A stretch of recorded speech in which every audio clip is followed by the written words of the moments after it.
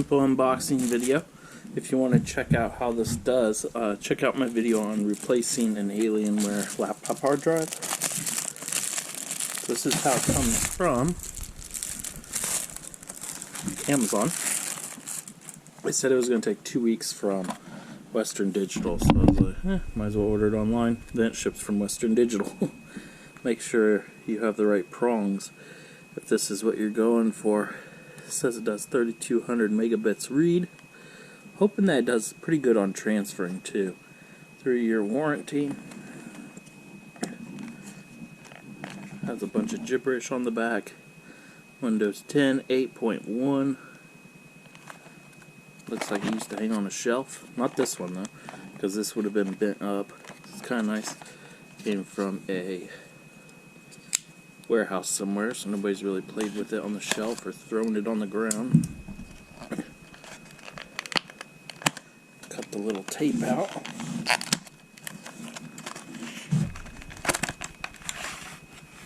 So little. So it looks like it's going to come with instructions, the warranty. Excuse me, I'm not going to look that up. That's all that's in there. There is a security thing, I'm sure, somewhere. There's something on the inside of the box. It's all in another language. There it is. That huge box for such a little thing. Now, it's supposed to be 2 terabyte. 2 terabyte. There's only one thing on the whole entire device itself, which kind of has me worried. It is the green one. It's an upgrade from what I already have in the computer. It's kind of weird that my other one has a bunch of these. This one only has one. Gives you the serial number, everything about it. Says that it's 2 terabyte. A lot goes into that little chip then. There ain't much to it. Doesn't really look as cool as what the old ones used to look like. But should work. We'll see. Check out my videos on how this thing actually turned out. If it pulled good speeds. There we go. Thanks for watching. Here we go. I'm going to put a 2 terabyte in on the main. If you guys want to see this, if it ain't part of this video. Did an unboxing on this. I did go with the green. It's still an upgrade from what's currently in the computer. Western Digital green, if you don't know what I'm talking about. But I'm going to go ahead and take out the screws. All but 3 of them are pretty simple.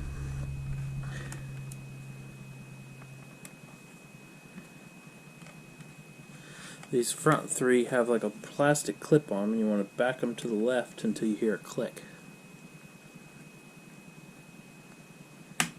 Yep. That's about all you can do. That one's a bit quieter.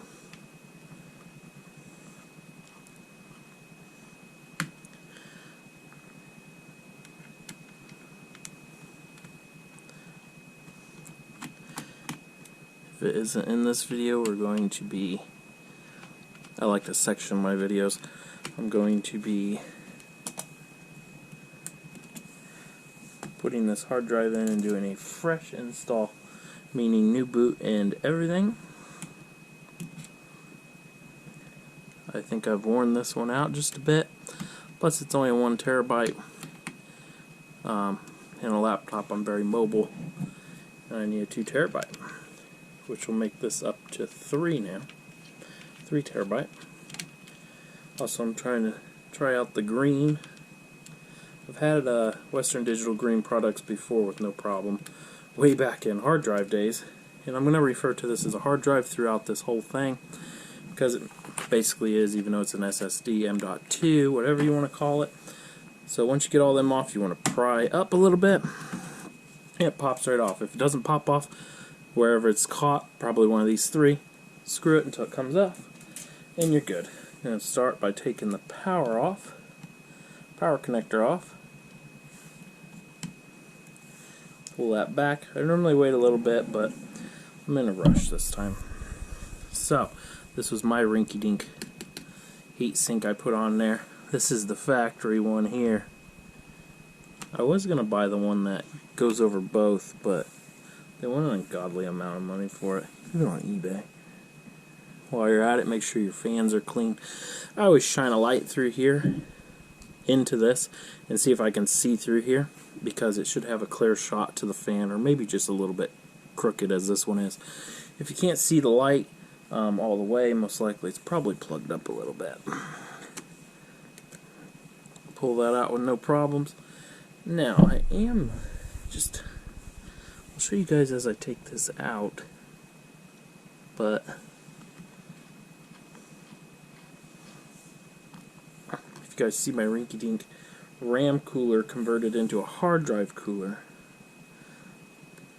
and this was a Western Digital from factory. Very nice. I never have problems with Western Digital. So there's the old one, nice and smooth on this side. Now this was a 1 terabyte. Don't know if it was a black. I really don't know. It came with the device.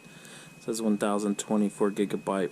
If anyone knows, that's actually a gigabyte. Most people are like, oh, 1000 gigabyte is 1 terabyte. No.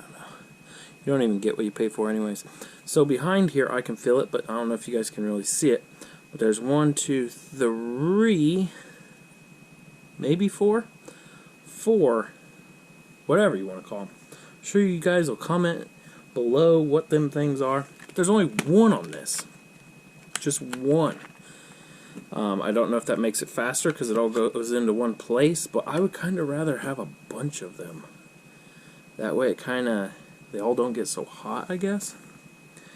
Now, when upgrading, make sure that you're using the same type. There is a different M.2 that has a little crease over here. That's a bit different. These match up pretty good. Even the weight, this one's so much heavier than this one. But it says it's 2 terabyte. Put it in just like a RAM. If you've ever done a RAM install, you're going to want to put it in like this and then fold it down, making sure that all the pins feel like they are in. Doesn't feel like it's a diving board where it's bending. Feels really good. Just doesn't look as good. I'm gonna have to look into what the black ones look like, the blue ones. I think there's even red out now. The blue is $10 more than the green, but I have a blue underneath this, and its speeds are only 520 megabyte writing speed, and my internet now supports 1 gig. So you're going to put that back on. I don't have a screw on that side. I don't know why. I've never had it off. But no, I didn't want to put a blue in here because the speed is a bit slower than what I want.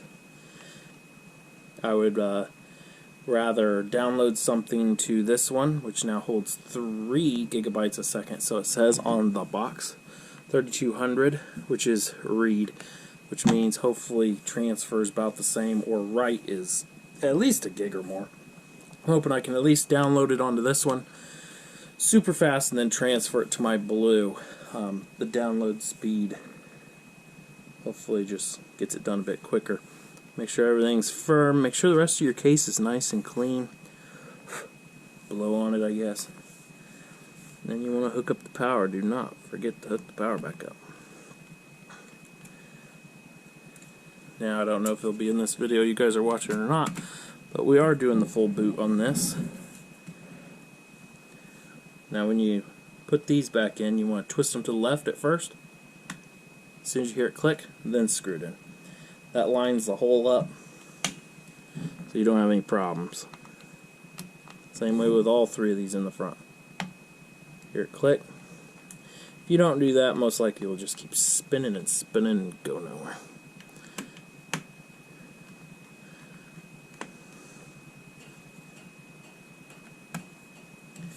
So yeah, we're going to do a clean boot on this. Windows 10 at this time. Windows 11's been out for about a year now, but I use a lot of OneDrive, and OneDrive on Windows 11 is not friendly yet.